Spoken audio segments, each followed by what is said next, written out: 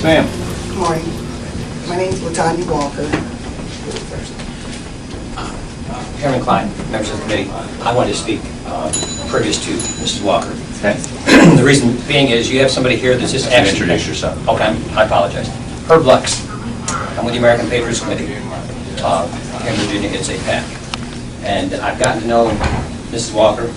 She happened to have this happen to her own daughter under some diverse circumstances that's appalling. And believe me when I tell you, this here is barbaric. When it comes to officers of the law, I'll say this. They use more than regular discretion. What I've seen, and this is sad, what took place here with this young lady, I couldn't imagine it taking place in our society. Just let her. I will. But what I'm saying is, I heard you say about the officers and the idea of they're making a decision out of discretion. We have going on here in the Commonwealth officers totally abusing their discretion. No time do I see now, like officers were years ago when I was growing up, where they exercise that discretion to help citizens. I see right now, it's more like a military presence, and it's when they say something, if you don't jump, you're history. They're supposed to be an extension of us, we as citizens. That's the purpose.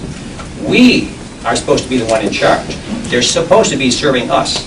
They're supposed to be protecting us. And serving us, that's correct. But I've seen them go on the bounds. So the bill, I don't think, it's plenty of options for the law enforcement to do whatever they need to do to restrain somebody. They will make sure they have the knowledge. Whether somebody gets arrested today, believe me, they will know and find out whether that person is a flight risk or not, because they'll have a history or not have a history. This young lady, the only thing she ever had was a petty larceny. And I'll let you, the mother, tell you that story, because this is appalling. Again, good morning. My name is Latanya Walker. My daughter's name is Tiara Fain. She was 22 at the time. Her offense occurred in 2008. She wasn't charged until 2010. It was the end of 2008, and she wasn't indicted until January of 2010. What was she indicted for? She was indicted for false information to a police officer. She gave a false name during a traffic violation, which was a parking in a no parking zone. She was given 3 years in prison. What's her criminal history like? The petty larceny in 2008. That's it. She was given 2 years for the signing of a public document, which was the traffic ticket for parking in a no parking zone, and 12 months for false information to a police officer. April of 2010, my daughter went into labor. She was full term, 40 weeks. She was in the Rappahannock Regional Jail in Stafford County, Virginia, and she was taken to Mary Washington Hospital. She was put into all 4-point restraints to deliver my 9-pound, 10-ounce grandson with the umbilical cord wrapped around his neck.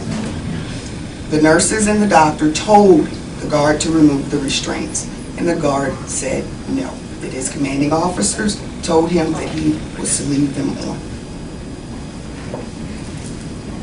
My grandson is 22 months old now, and my daughter is still devastated to this day.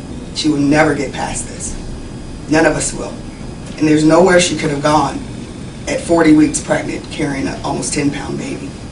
There's never any history of violence in the Rappahannock.